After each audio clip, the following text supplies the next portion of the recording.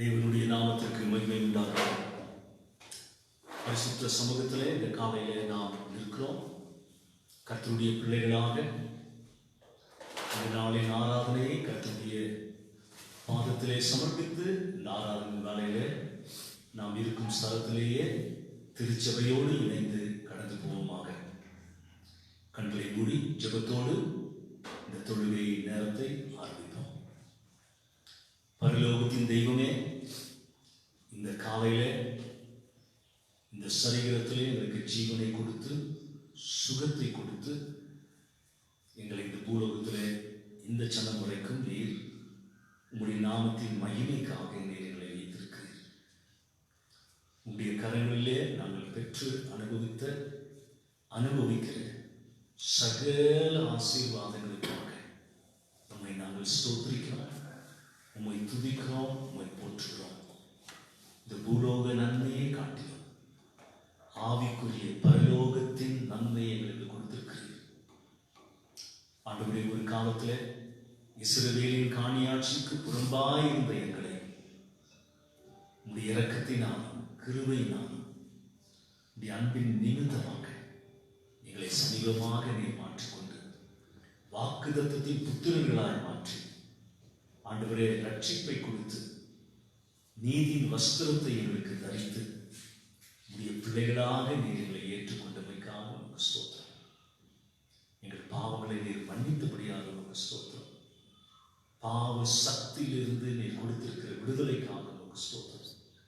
பிசாசின் பிடியில் இருந்த எங்களை ஆண்டவரே அந்தகாரத்தின் சக்தியில் இருந்து எங்களை விடுதலையாக்கி நீர் எங்களை சொந்தமாக்கி கொண்டீரே உமக்கு ஸ்தோத்திரம். உடைய ராஜ்யத்தின் புத்திரர்களாக நீர் எங்களை மாற்றினபடினால் உமக்கு ஸ்தோத்திரம். இந்த காலையில் திருச்சபையாக ஒன்றாக இணைந்து ஏகோபித்து உம்மை துதித்து பாடி உம்மை ஸ்தோத்திரிக்க நாங்கள் விரும்புகிறோம். பரிசுத்த ஆவியானவரே, எங்கள் உள்ளங்களை எழுப்பி எங்களை நிரப்பி உடைய நாமத்தை நீர் மகிமைப்படுத்திக் கொண்டு உமக்கே மகிமை உண்டாகட்டும். இயேசுவின் நாமத்தில் கேட்கிறேன்.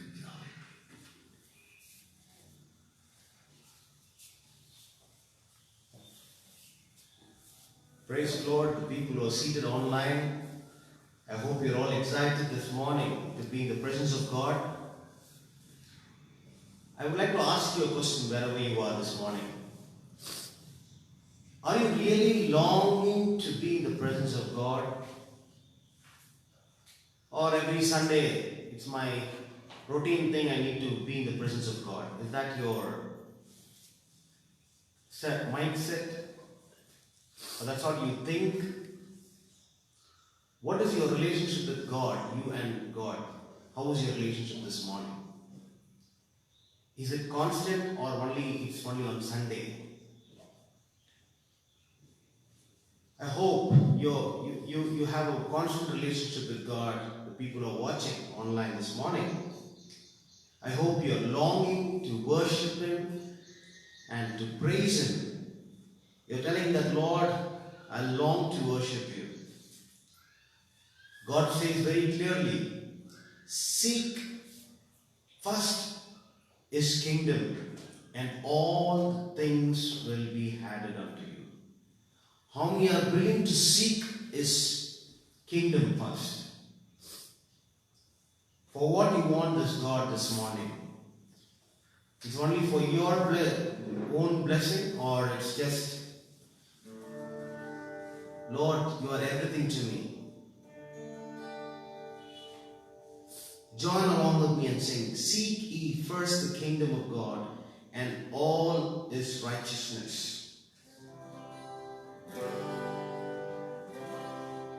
Seek ye first the kingdom of God and His righteousness, and all these things shall be added unto you. Hallelujah, hallelujah, hallelujah,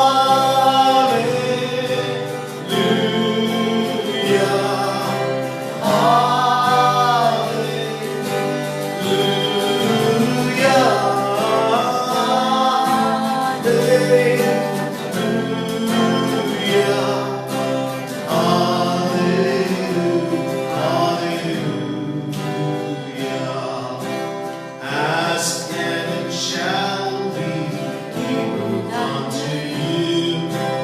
seek and he shall find. Knock and the door shall be opened unto you. Hallelujah,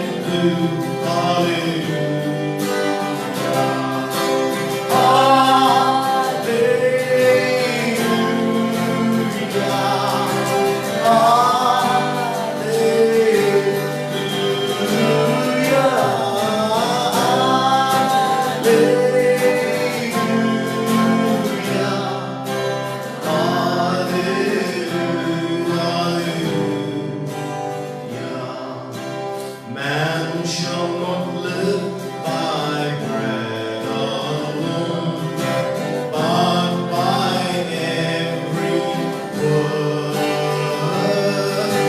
that proceeds from the mouth of God.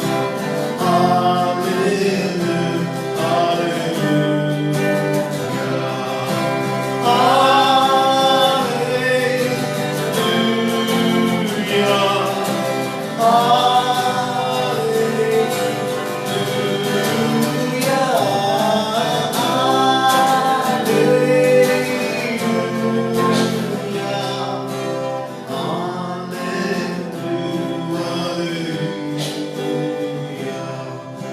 Seek ye first the kingdom of God and His righteousness, and all these things shall be added unto you. Hallelujah, hallelujah. Sing it, everybody.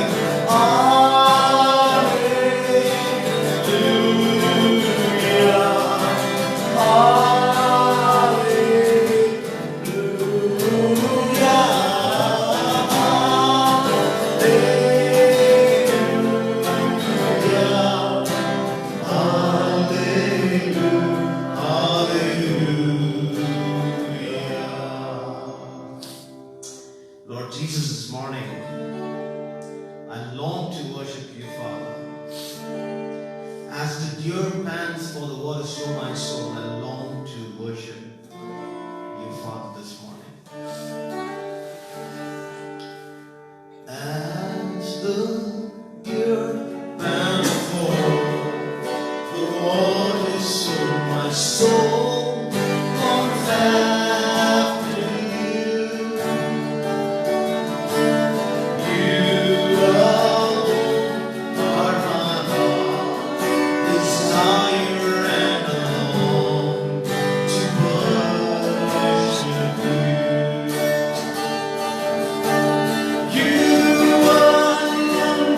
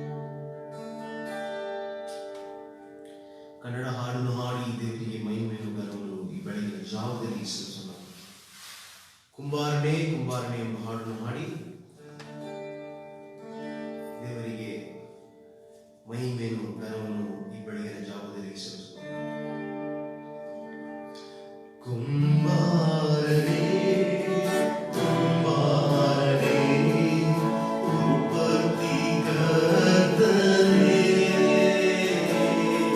செடி மண்ணாத நன்னோ திருஷ்டிசி ஓலையா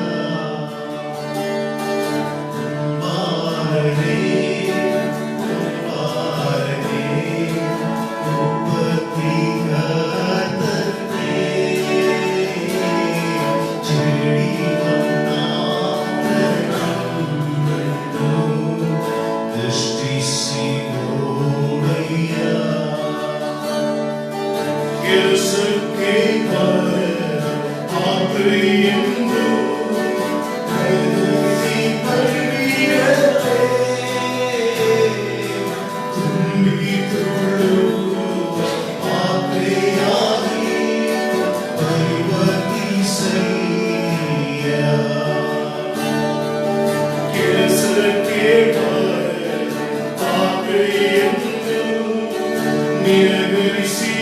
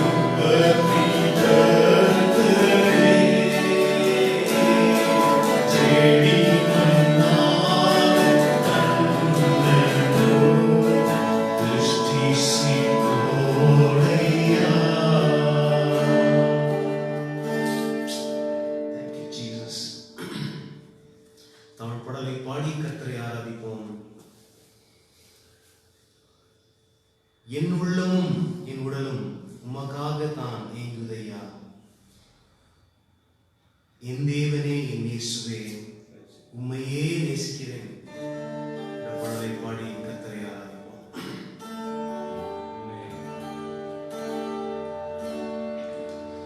என் தேவனே, என் இயேசுவே,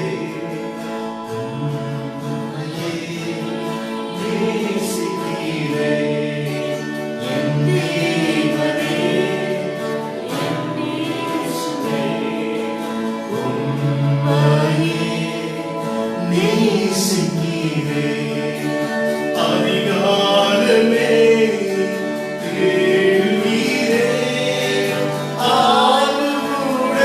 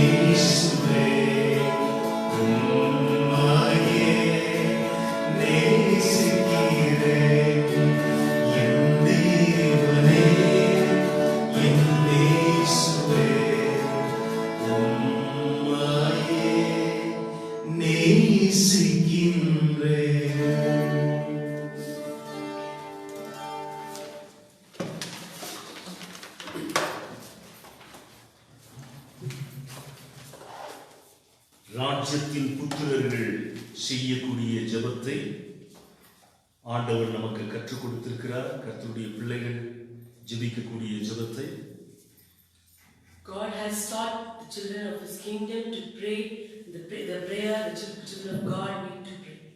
இந்த காலையிலே பாஸ்டரோடு இணைந்து நீங்கள் இந்த ஜெபத்தை, கர்த்தரின் ஜெபத்தை எங்களோடு இணைந்து ஜெபிக்கலாம். You can pray along with the pastor this prayer, the Lord's Prayer. பரமண்டலத்தில் இருக்கிற எங்கள் பிதாவே, உம்முடைய நாமம் பரிசுத்தப்படுவதாக, உம்முடைய ராஜ்யம் வருவதாக, உம்முடைய சித்தம் பரமண்டலத்திலே செய்யப்படுகிறது போல பூமியிலேயும் செய்யப்படுவதாக. எங்களுக்கு வேண்டிய ஆகாரத்தை இன்று எங்களுக்கு தாரும். எங்கள் கடனாளிகளுக்கு நாங்கள் மன்னிக்கிறது போல எங்கள் கடன்களை எங்களுக்கு மன்னியும். எங்களை சோதனைக்கு உட்படுத்த பண்ணாமல் தீமை என்று எங்களை ரட்சித்துக் கொள்ளும். ராஜ்யமும் வல்லமையும் மகிமையும் என்றென்றைக்கும் உம்முடையவைகளே. ஆமென்.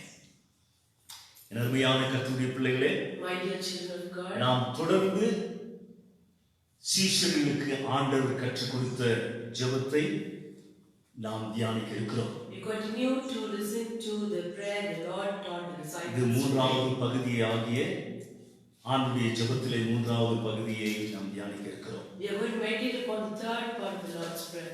பரமண்டலங்களுக்கு எங்கள் பிதாவே என்ற குறித்த அந்த பகுதியை தியானித்து விட்டோம். We have finished meditating on our Father who art in heaven. உம்முடைய நாமம் பரிசுத்தப்படுவதாக என்ற அந்த வார்த்தையும் நாம் தியானித்து விட்டோம். We also saw hallowed be thy name, meditated upon that. இந்த நாளிலே உம்முடைய ராஜ்யம் வருவதாக என்ற அந்த குறிப்பை நாம் தியானிக்க இருக்கிறோம். We are going to meditate today upon thy kingdom come. தேவனுடைய ராஜ்யத்தின் கருத்தை About God's kingdom, the opinion. சற்று கூடுதலாக அறிந்து கொள்ள பழைய ஏற்பாட்டின் புத்தகத்திற்கு போவோம். We are going to go into the Old Testament books to understand more about God's kingdom. இந்த பூலோகத்தின் மக்களில் ஒரு கூட்ட ஜனத்தை So a group of people on this earth, தம் ராஜ்யத்தின் மக்களாகவே ஆரம்பத்திலிருந்து பார்த்து கொண்டு வருகிறார். God has looked at them as His kingdom people from the beginning. அதற்கு உதாரணமாக யாத்ராகம புத்தகம் 19வது அதிகாரத்தை அதிலே 5வது வசனத்தை நாம் வாசிப்போம். We shall read Exodus chapter 19 verse 5. அதிலே வாசிக்கும்போது, When we read that, நீங்கள் எனக்கு ஆசாரிய ராஜ்யமும் பரிசுத்த ஜாதியுமாய் இருப்பீர்கள் என்று நாம் வாசிக்கிறோம். we read that you are the kingdom of priests and also a holy nation unto me. இந்த பூலோகத்திலே On this earth, எத்தனை ராஜ்யங்களை பற்றி வேதம் சொல்கிறது என்று பார்க்கும்போது, when we see how many kingdoms does this word speak about, முதலாவதாக வாசிக்கும்போது, first when we read, கர்த்தருடைய ராஜ்யத்தின் கீழ், under the kingdom of God, அவருடைய ராஜ்யத்தின் கீழாக இயங்கின நாடுகள், there are many nations that have operated under His kingdom. பிறகு அவருடைய ராஜ்யத்தின் கீழாக இயங்கின மக்கள் கூட்டத்தை நாம் பார்க்க முடிகிறது. We can also see there were people who were operating under God's kingdom. அதைத்தான் தானியேல் இதை அழகாக சொல்கிறார். Daniel speaks like this so beautifully about it. தானியேலின் புத்தகம் 4வது அதிகாரம் Daniel chapter 4. 17வது வசனத்தை வாசிக்கும் போது அது உண்மை விளங்குகிறது. We can understand when we read verse 17. 4வது அதிகாரம் 17வது வசனம். Chapter 4 verse 17. உன்னதமானவர் மனுஷருடைய ராஜ்யத்தில் ஆளுகை செய்து தமக்கு சித்தமானவனுக்கு அதை கொடுத்து மனுஷரில் தாழ்ந்தவனையும் அதின் மேல் அதிகாரியாக்குகிறார் என்று நரஜீவன்கள் அறியும்படிக்கு காவலாளரின் தீர்ப்பினால் இந்த காரியமும் பரிசுத்தவான்களின் மொழியினால் இந்த விசாரணையும் தீர்மானிக்கப்பட்டது என்றான் என்று நாம் வாசிக்கிறோம். In order the living may know the Most High rules the kingdom of men, gives it to whomever He will and sets it over the lowest of men, and the sentenced by the word of the holy ones. This decision is by the decree of the watchers. பிறகு நாம் வாசிக்கும் போது வேதாகமத்திலே பார்க்கும்போது, Then when we read the scriptures, ரெண்டு கண்ணுக்கு தெரியாத two invisible, இரண்டு ஆவியின் ராஜ்யங்கள் உண்டு என்பதையும் நம்மாலே அறிந்து கொள்ள முடிகிறது. we can also understand that two spiritual realms which is invisible to to our eyes. அந்த முதலாவதாக நான் சொல்ல போகிற காரியம் தேவனுடைய ராஜ்யத்துக்கு போவதற்கு முன்பாக Before going to God's kingdom, the first thing I want to tell you is ஆவியின் ராஜ்யங்கள் இந்த பூலோகத்திலே கண்ணுக்கு தெரியாமல் இயங்கிக் இருக்கிறதை நாம் பார்க்கிறோம். அதை வேதாகமம் அதை பற்றி சொல்கிறது. we see two spiritual realms that have been operated on this earth, is invisible to us, and that's what scripture says about it. ஒன்று சாத்தானின் ராஜ்யம் இந்த பூலோகத்திலே இயங்கிக் கொண்டிருக்கிறது. First thing is Satan's kingdom is being operated in this world. அதை மத்திய எழுதின சுவிசேஷம் 12வது அதிகாரம் 25-26வது வசனத்தை வாசிக்கும் போது இந்த சத்தியம் இந்த உண்மை வெளிப்படுகிறதை நாம் பார்க்கிறோம். When we read Matthew chapter 12 verses 24 and 25, this truth has been revealed. 25 and 26 25 and 26. இயேசு அவர்கள் சிந்தனைகளை அறிந்து But Jesus knew their thoughts. அவர்களை நோக்கி தனக்கு தானே விரோதமாய் பிரிந்திருக்கிற எந்த ராஜ்யமும் பாழாய்ப்போம், தனக்கு தானே விரோதமாய் பிரிந்திருக்கிற எந்த பட்டணமும் எந்த வீடும் நிலைநிற்க மாட்டாது என்று சொல்லிவிட்டு 26வது வசனத்திலே வாசிக்கும் போது சாத்தானை சாத்தான் துரத்தினால் தனக்கு விரோதமாக தானே பிரிவினை செய்ததாயிருக்குமே, அப்படி செய்தால் அவன் ராஜ்யம் எப்படி நிலைநிற்கும்? Every kingdom divided against itself is brought to desolation, and every city or house divided itself against itself will not stand. If Satan casts out Satan, he is divided against himself. How then will his kingdom stand? இங்கே குறிப்பாக நாம் பார்க்கக்கூடியது Something more இந்த important வசனத்தை is சொன்னதின் உத்தேசம் வேறு, ஆனால் அங்க இருக்கக்கூடிய குறிப்பை மட்டும், அங்க இருக்கக்கூடிய சத்தியத்தை மட்டும் நம்மால் புரிந்து கொள்ள இயலுகிறது. அவனின் ராஜ்யத்தை குறித்தும் ஆண்டவர் பேசுகிறார். the context about this verse is different, but God is talking about his kingdom here in this particular verse. அப்படினால் சாத்தானின் ராஜ்யம் இந்த பூலோகத்திலே இயங்கிக் கொண்டிருக்கிறது. Then means Satan's kingdom is being operating on this world. அதைத்தான் பவுலானவர் 2 கொரிந்தியர் புத்தகம் 4வது அதிகாரம் 4வது வசனத்திலே நாம் வாசிக்கிறோம். That's what Paul writes in 2 Corinthians chapter 4 verse 4. இப்பிரபஞ்சத்தின் தேவன் என்று சாத்தானை குறித்து வேதம் சொல்லுகிறதை இந்த வசனங்களிலே நாம் வாசிக்கிறோம். We also read in these verses that he is the God of this world and this age.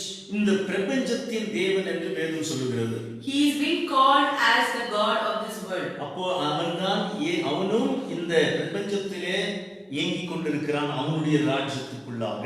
Even he is also operating under his kingdom, in his kingdom. அவனுக்கு இந்த உலக அமைப்பு மீது அதிகாரம் உண்டு. He also has the right and authority in the system of this world. அதை எங்கே வாசிக்கிறோம்? Where do we read? எபேசியருக்கு எழுதின புத்தகம் 2வது அதிகாரம் 2வது வசனத்திலே அதை நாம் வாசிக்கிறோம். We read that Ephesians chapter 2 verse 2. அங்கேயும் கூட இந்த உண்மை வெளிப்படுத்தப்பட்டிருக்கிறதை நாம் பார்க்கிறோம். There also this truth is being revealed. We can see that there.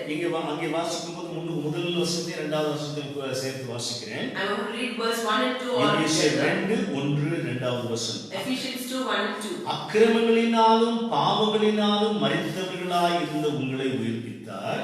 You he made alive who were dead in trespasses and sins. அவைகளில் நீங்கள் முற்காலத்திலே இவ்வுலக வழக்கத்திற்கேற்றபடியாகவும் In which you once walked according to the course of this world. கீழ்ப்படியாமையின் பிள்ளைகளிடத்தில் இப்பொழுது கிரியை செய்கிற ஆகாயத்து அதிகார பிரபுவாகிய ஆவிக்கேற்றபடியாகவும் நடந்து கொண்டீர்கள். According to the prince of the power of the earth and the spirit who now works the sons of அந்த disobedience. ஆவிக்குரிய அந்த ஆவியின் உலகத்திற்கு ஏற்றபடி எந்த தீய சக்தியின் ஆவியின் உலகத்திற்கு ஏற்றபடி முதலிலே நடந்து கொண்டிருந்தீர்கள். We were once walking according to the evil spiritual realm of இந்த this world. உலக வழக்கத்திற்கு ஏற்றபடி According to the custom practice of this world. இந்த உலகத்தினுடைய அமைப்பிலே நாம் காணப்பட்டு அதற்கேற்றபடி நம்முடைய வாழ்க்கையை நடத்தி கொண்டிருந்தோம். We were living our life according to the way this world was living. அதனால தான் இந்த வசனத்தை நாம் இந்த வசனத்தின் மூலமாக தெரிகிறது சாத்தானுடைய அமைப்பு இந்த உலகத்திலே.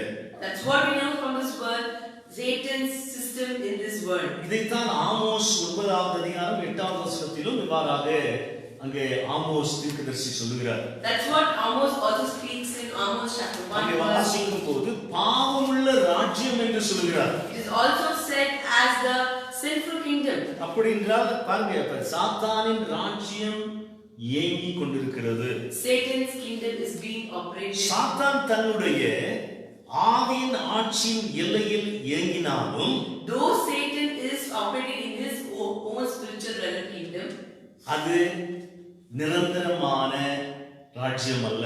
It is not a permanent kingdom. அது தற்காலிகமான ராஜ்யம். It is a temporary kingdom. அதை தானியேலின் புத்தகத்திலே நாம் வாசிக்கிறோம். We read that in the book of Daniel. தானியேலின் புத்தகம் 2வது அதிகாரம் 44வது வசனத்தை வாசிக்கும்போது இதனுடைய உண்மை வெளிப்படுகிறது. When we read Daniel chapter 2 verse 44, this truth is being revealed there. அந்த ராஜாக்களின் நாட்களிலே பரலோகத்தின் தேவன் என்றென்றைக்கும் அழியாத ஒரு ராஜ்யத்தை எழும்ப பண்ணுவார். The days of these kings, the God of heaven will set up a kingdom. அந்த ராஜ்யம் வேறு ஜனத்துக்கு விடப்படுவதில்லை. The kingdom shall not be left to other people. ஒரு கல் கையால் பெயர்க்கப்படாமல் மலையிலிருந்து பெயர்ந்து It shall break in peace and consume all these kingdoms. உருண்டு வந்து இரும்பையும் வெண்கலத்தையும் களிமண்ணையும் வெள்ளியையும் பொன்னையும் நொறுக்கினதை நீர் கண்டீரே. அப்படியே அந்த ராஜ்யங்கள் எல்லாம் நொறுங்கி நிர்மூலமாகி தானோ என்றென்றைக்கும் நிற்கும் என்று நாம் இங்கே வாசிக்கிறோம். Inasmuch as you saw that the stone was cut out of the mountain without hands, and that it broke in pieces the iron, the bronze, the clay, the silver, and the gold, the great God has made known to the king what will come to pass after this. தீர்க்கதரிசியாகிய தானியேல் சொல்லுகிற இந்த உண்மை. This is the truth with the prophet Daniel. இந்த பூலோக ராஜ்யங்கள் நிலையானவைகள் அல்ல. This worldly kingdom is not permanent. ஆனால் என்றென்றைக்கும் அழியாத ஒரு ராஜ்யத்தை ஆண்டவர் எழும்ப பண்ணுவார். God is going to bring about and rise up a kingdom that will not. அது தேவனுடைய ராஜ்யம். It is God's kingdom. இயேசு சுவாமி சொன்னார், Jesus Christ said, என் ராஜ்யம் இந்த உலகத்துக்குரியதல்ல. My kingdom does not belong to this world. யோவான் எழுதின சுவிசேஷம் 18வது அதிகாரம் 30வது வசனத்திலே இதை வாசிக்கிறோம். We read that in John chapter 18 verse 30. இந்த ராஜ்யம் எனக்குரியதல்ல என்று சொல்லுகிறார். This kingdom is not mine. ஆனா ஆண்டவர் இந்த பூலோகத்திலே தன்னுடைய ராஜ்யத்தை கட்ட எப்பொழுது முதல் முறை ஆண்டவர் இந்த பூலோகத்திலே வரும்போது அப்பொழுது தேவனுடைய ராஜ்யத்தை கட்ட ஆரம்பித்து விட்டார். When he first came to this earth, he started to build his kingdom. அதை மத்தேயு எழுதின சுவிசேஷம் 2வது அதிகாரத்திலே We read that in Matthew chapter 2. மனம் திரும்புங்கள், பரலோக ராஜ்யம் சமீபத்திருக்கிறது என்று பிரசங்கம் பண்ணினார் யோவான் ஸ்நானகன். John the Baptist actually preached like this. He said, "Repent, for the kingdom of God is near." மத்தேயு எழுதின சுவிசேஷம் 3:2 அதை நாம் வாசிக்கிறோம். We read that in Matthew chapter 3 verse 2. பிறகு மார்க் எழுதின சுவிசேஷம் 1வது அதிகாரம் 15வது வசனத்திலே When we also read Mark chapter 1 verse 15, அதை வாசிக்கும் போது இவ்வாறாக நாம் வாசிக்கிறோம். we read it like this. பாருங்க, நான் 14 மார்க் 1:14-15 வாசிக்கிறேன். We'll read Mark chapter 1 verse 15. யோவான் காவலில் வைக்கப்பட்ட பின்பு இயேசு கலிலேயாவிலே வந்து தேவனுடைய ராஜ்யத்தின் சுவிசேஷத்தை பிரசங்கித்து, எந்த பிரசங்கத்தை பிரசங்கிக்கிறார்? What kind of preaching did he do there? தேவனுடைய ராஜ்யத்தின் சுவிசேஷத்தை இயேசுவானவர் பிரசங்கிக்கிறார். Jesus is preaching about God's kingdom. காலம் நிறைவேறிற்று. The end age is fulfilled. தேவனுடைய ராஜ்யம் சமீபமாயிற்று. The kingdom of God is at hand. மனம் திரும்பி சுவிசேஷத்தை விசுவாசிங்கள் என்றால் இயேசுவாமி. Repent and believe in the gospel is what Jesus said. பிறகு ஆண்டவர் என்ன சொன்னார்? Then what did God say? முதலாவது மத்தேயு சுவிசேஷம் 6வது அதிகாரம் 33வது வசனத்திலே Matthew chapter 6 verse 33. அங்கேயும் கூட மக்களை பார்த்து சொல்லக்கூடிய காரியம் என்ன? There also he looks at the people and says, உலக மக்களை பார்த்து, looking at the people of this world, முதலாவது first தேவனுடைய ராஜ்யத்தையும் first seek the kingdom of God அவருடைய நீதியும் தேடுங்கள் என்றார். and his righteousness. அப்படி என்றால் அந்த ராஜ்யம் எப்பொழுது ஆரம்பமானது என்று பார்க்கும்போது, When did this kingdom begin? இயேசுவானவர் எப்பொழுது இந்த பூலோகத்திலே வந்தாரோ, when Jesus came to this earth, அந்த தேவனுடைய ராஜ்யத்தின் பணி ஆரம்பமாகிவிட்டது. when God's mission has started, வெளிப்படையாக it had been started பழைய externally. ஏற்பாட்டில் காலகட்டத்திலும் அந்த கருத்தும் அந்த பணியும் இருந்தது.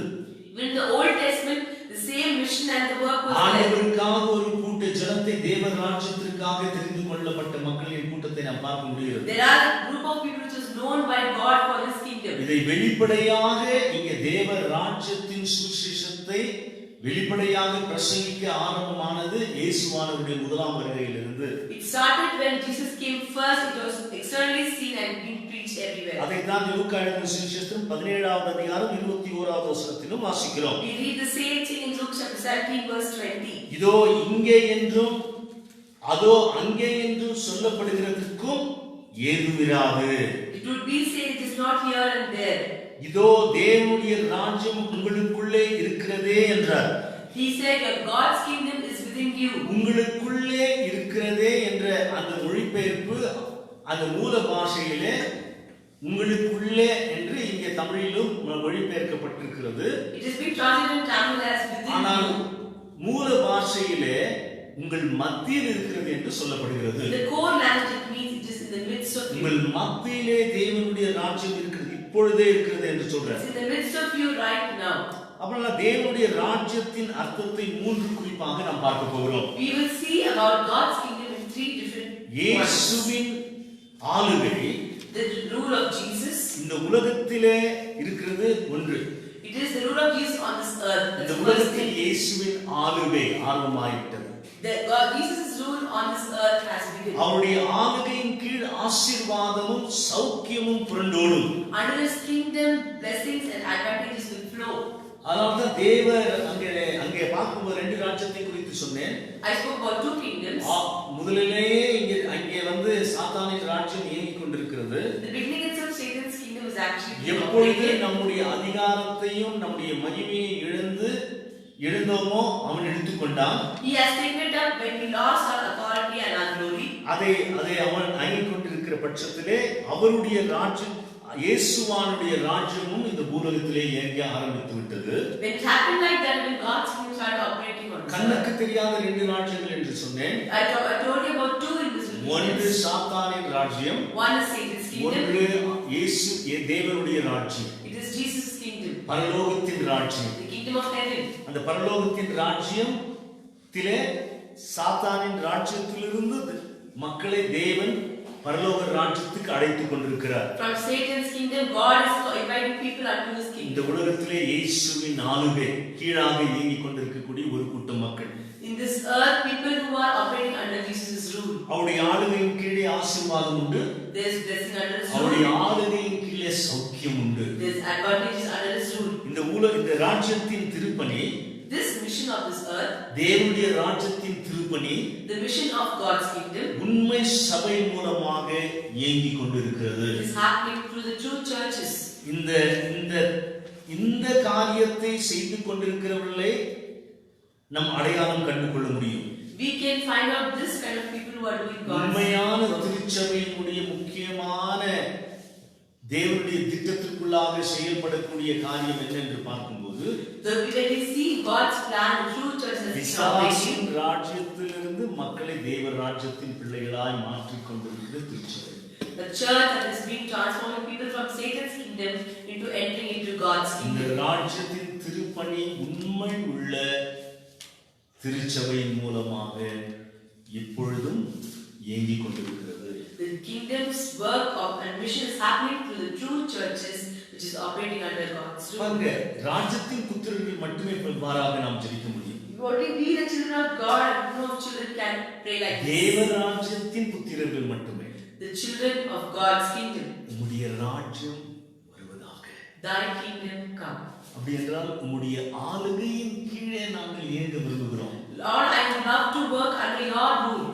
இந்த பூலோகத்திலே உம்முடைய ஆளுகையின் கீழே நாங்கள் இருக்க விரும்புகிறோம். We would love to be under your rule. நாம் என்ன சொல்லுகிறோம்? What we mean by that? என்னுடைய ஜீவன், My life, மற்றும் நான் வாழுகிற வாழ்க்கையின் சாட்சியம், and the testimony of my life I live. மக்களை தேவனுடைய ராஜ்யத்துக்கு அழைத்து வர செய்ய வேண்டும் என்று கருத்தோடு ஜெபிக்கிறோம். We pray with utter meaning that it should bring people to God. பாருங்க, அதுதான் நம்முடைய விசுவாசி ராஜ்யத்தின் புத்திரர்களுடைய வேலை.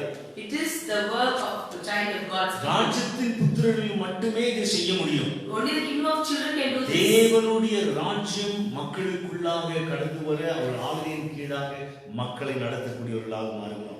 We are transformed into people who bring the people from Satan's kingdom to God's kingdom. அதனால தேவனுடைய குடும்பம் இயேசுவானவர் இந்த பூலோகத்திலே எப்பொழுது மனம் திரும்புதலை குறித்து பிரசங்கித்து தேவ ராஜ்யத்தின் சுவிசேஷத்தை பிரசங்கித்து ஆரம்பித்து விட்டாரோ அப்பொழுதே தேவனுடைய குடும்பம் வேகமாக வளர்ந்து கொண்டிருக்க ஆரம்பமாகிவிட்டது. When Jesus started preaching about God's kingdom and His coming, God's family has started growing rapidly.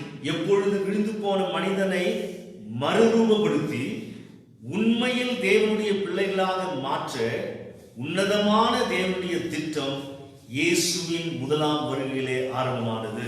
God's first coming started with, when man had transformed and started working under God's leadership to bring children unto God. தேவனுடைய ராஜ்யம், God's kingdom, மனித குலத்திற்காக தேவனுடைய திட்டம் முழுமை பெற, for God's plan to be fulfilled in man's இந்த ராஜ்யத்தின் திட்டத்திலே பங்கு பெற, to take part in the plan of God's பரிசுத்த kingdom, ஆவியானவருடைய கிரியையின் மூலமாக through the work of the Holy Spirit, இயேசுவை அறிந்து, to know Jesus, இரட்சகராக விசுவாசித்து, to have faith on Him as a Savior, அவரை ராஜாதி ராஜாவாகவும் தேவாதி தேவனாகவும் ஏற்றுக்கொள்ளுகிறோம். we accept Him as the King of Kings and the Lord of Lords. அப்படி ஏற்றுக்கொள்ளும் போது ராஜ்யத்தின் திட்டம், தேவ ராஜ்யத்தின் பரலோக ராஜ்யத்தின் திட்டம் நிறைவேறுகிறது. When we accept like that, God's plan and the kingdom of heaven's plan is being fulfilled. தேவனுடைய குடும்பம் வேகமாக வளர்கிறது. God's family is rapidly growing. பரலோக தேவனே எங்கள் பிதாவே என்று கூப்பிடத்தக்கதான புத்திர சுவிகாரத்தை பெற்ற கர்த்தருடைய பிள்ளைகள் இந்த குடும்பத்திற்குள்ளாக காணப்படுகிறார்கள். The children of God who are able to call the heavenly God as the Father are being seen in this family. அதனால யோவான் 1:12 நம்ம திரும்பி அதை வாசிக்கிறோம் இல்லையா? That's what we read again in John 1:12. விசுவாசித்து அவரை ஏற்றுக்கொள்ளும் போது அவருடைய பிள்ளைகளாகக்கூடிய அதிகாரத்தை நாம் பெற்றுக் கொண்டிருக்கிறோம். When we look at the Savior and we have faith on Him and take Him as a Savior, we have the right to become His children. 1 யோவான் 3வது அதிகாரத்தை நாம் வாசிப்போம். When we read 1 John chapter 3, அங்கே வாசிக்கும் போது இந்த செயல் படிப்படியாக வளர்கிறதை பார்க்கிறோம். we see this acting happening there one by one, step by step. தேவனுடைய ராஜ்யத்தின் செயல் அதிலே வளர்கிற, நாம் அந்த ராஜ்யத்திலே வளர்கிற வாழ்க்கையை நாம் பார்க்கிறோம். We see how God's kingdom is being brought about step by step there. It's a progressive growth in the kingdom of God. நாம் இங்கே வாசிக்கும் போது 1 யோவான் 3வது அதிகாரம் 1வது வசனம் 2வது வசனத்தை உங்களுக்கு நான் வாசிக்க விரும்புகிறேன். நாம் தேவனுடைய பிள்ளைகள் என்று அழைக்கப்படுவதினாலே பிதாவானவர் நமக்கு பாராட்டின அன்பு எவ்வளவு பெரிதென்று பாருங்கள். உலகம் அவரை அறியாதபடியினாலே நம்மையும் அறியவில்லை. பிரியமானவர்களே, இப்பொழுது தேவனுடைய பிள்ளைகளாக இருக்கிறோம். எப்பொழுது உலகத்தில் தேவனுடைய பிள்ளைகளாக நாம் இருக்கிறோம். இனி எவ்விதமாக இருப்போம் என்று இன்னும் வெளிப்படவில்லை. ஆகிலும் அவர் வெளிப்படும் போது, இயேசுவானவர் 2வது முறை வரும்போது அவர் வெளிப்படும் போது அவர் இருக்கிற வண்ணமாகவே அவரை தரிசிப்பதினால் அவருக்கு ஒப்பாயிருப்போம் என்றும் அறிந்திருக்கிறோம் என்று சொல்லப்பட்டிருக்கிறது. Behold, what manner of love the Father has bestowed on us, that we should be called children of God. Therefore the world does not know us, because it did not know Him. Beloved, now we are children of God, and it has not yet been revealed what we shall be, but we know that He is revealed, we shall be like Him, and we shall see Him as He is. பரலோக ராஜ்யத்தின் பிள்ளைகள், the children of God, heavenly kingdom. நம்முடைய நாம் எந்த ராஜ்யத்தின் பிரஜை? Which kingdom citizens are we? நம் பரலோக ராஜ்யத்தின் பிரஜை. We are citizens of the heavenly kingdom. தேவனுடைய ராஜ்யத்தின் கீழே இயங்கிக் கொண்டிருக்கிற மக்கள். We are people who are working under God's kingdom. அதனாலே நாம் அவருடைய பிள்ளைகளாக, அவருடைய குடும்பத்தின் அவருடைய பிள்ளைகளாக இருக்கிறோம். We are the children of His family. ஆனாலும் But then நாம் முழுமையாகவும் நிரந்தரமாகவும் மறுரூபம் ஆக்கப்பட்டு to be permanently and to be completely be transformed அவருடைய 2ஆம் வருகையிலே in His second coming, உயிர்த்தெழுதல் பெற்று to be renewed, ஆவிக்குரிய சரீரத்தை பெற்றுக்கொண்டு to have the spiritual body. மகிமையுள்ள பிள்ளைகளாக என்றென்றைக்கும் அவரோடு கூட இருக்கும். We are going to be as children of God in His glory. ராஜ்யத்தின் புத்திரர்கள், Children of God's kingdom. தேவனுடைய ராஜ்யத்துக்குள்ளாக இயங்கிக் கொண்டிருக்கிற கர்த்தருடைய பிள்ளைகள். Those who are working and operating under God's kingdom. இந்த உண்மையை எங்கே நாம் வாசிக்கிறோம் என்று பார்க்கும்போது Where do we read this to? 1 கொரிந்தியர் 15வது அதிகாரம் 1 Corinthians chapter 15, 42 44 நான் உங்களுக்கு வாசிக்க விரும்புகிறேன். 42 and 44. மரித்தோரின் உயிர்த்தெழுதலும் அப்படியே இருக்கும். அழிவுள்ளதாய் விதைக்கப்படும், அழிவில்லாததாய் எழுந்திருக்கும். கனவினம் உள்ளதாய் விதைக்கப்படும், மகிமை உள்ளதாய் எழுந்திருக்கும். பலவீனம் உள்ளதாய் விதைக்கப்படும், பலம் உள்ளதாய் எழுந்திருக்கும்.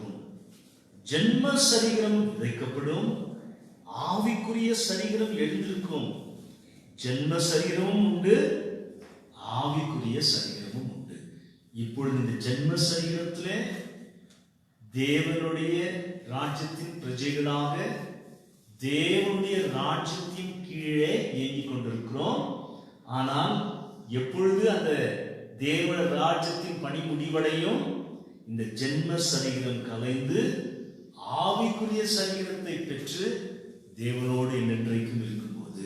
Now we are actually operating in the natural body, but when does this responsibility of being in the natural body completes is when we complete the work of being in the natural body and we are renewed in the spiritual body. பாருங்க, வாசிக்கும் போது 1 கொரிந்தியர் 15வது அதிகாரம் 50 54 வாசிக்க விரும்புகிறேன். I would like to read for you from 1 Corinthians 15 verse 50 to 54.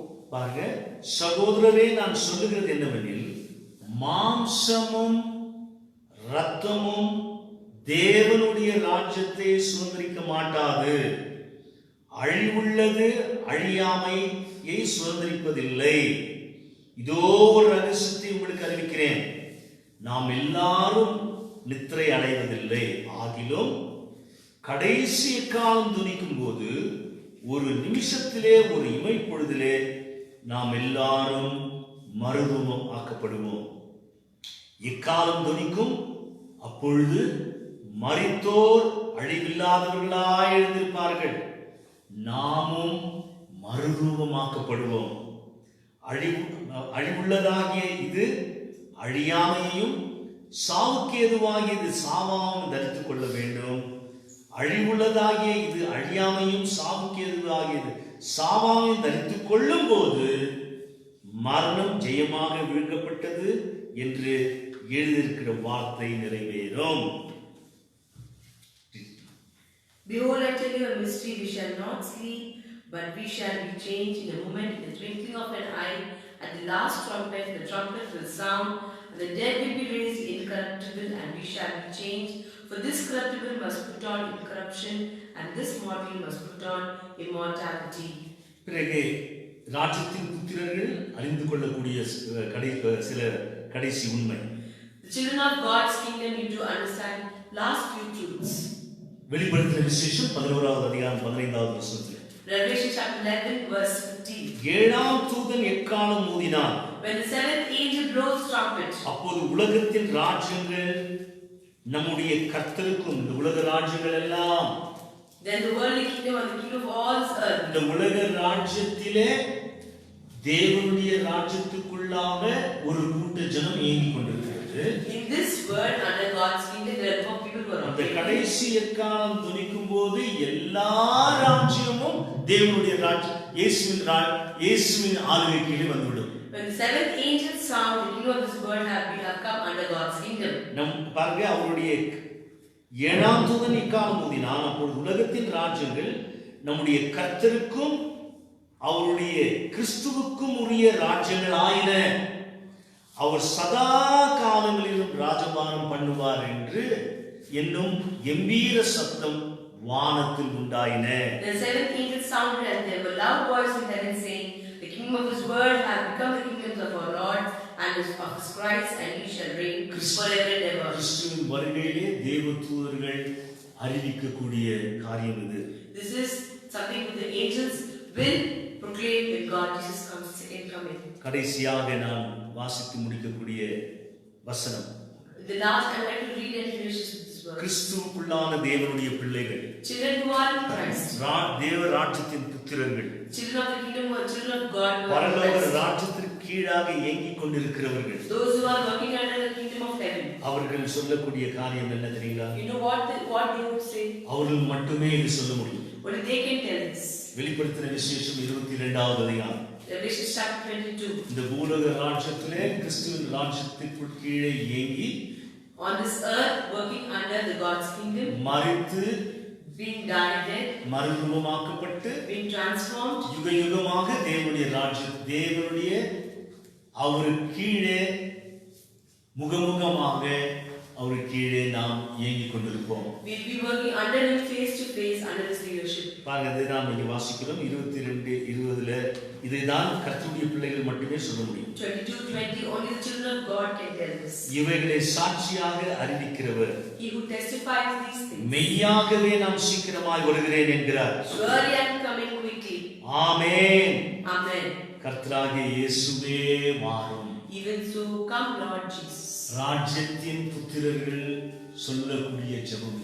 The kingdom, children of the kingdom is a prayer who tell நீ this. சொல்லுவாயானா, If you tell this, இயேசுவே நீர் சீக்கிரமாய் வாரும். Jesus, you come soon quickly. உம்மை பார்க்க விரும்புகிறேன். Lord, I would love to see you. எத்தனை மக்கள் ஆயத்தமாக இருக்கிறீர்கள்? How many of you are prepared for this? ஆயத்தமாக இருக்கிற மக்கள் If you are prepared, இந்த ஜெபத்தை கர்த்தரை பார்த்து சொல்ல முடியும். you can look at God and tell this prayer. கர்த்தராகிய இயேசுவே வாரும். Lord Jesus, come. நம்முடைய கர்த்தராகிய இயேசு கிறிஸ்துவின் கிருபை Lord Jesus, grace. உங்கள் அனைவரோடும் கூட இருப்பதாக. Let it be with all of you.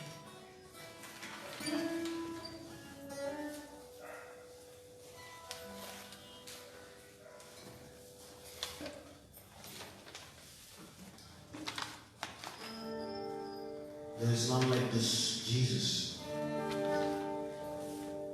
who gave us the eternal life, and we are under His kingdom, and there is none like Him. As I'm going to sing the song, I want you to please close your eyes and listen. Say that, Lord, there is none like You. உம்மை போல தெய்வமில்லை, நீரில்லை என்றால் நானும் இல்லை. உம்மை போல தெய்வமில்லை, நீரில்லை என்றால் நானும் இல்லை.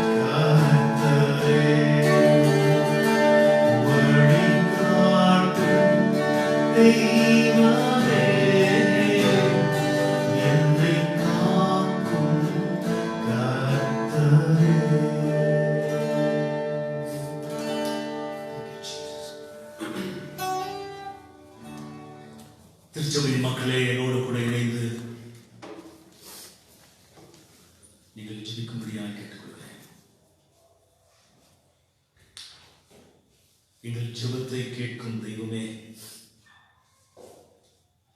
ஜெபத்திற்கு பதில் கொடுக்கிறவரே,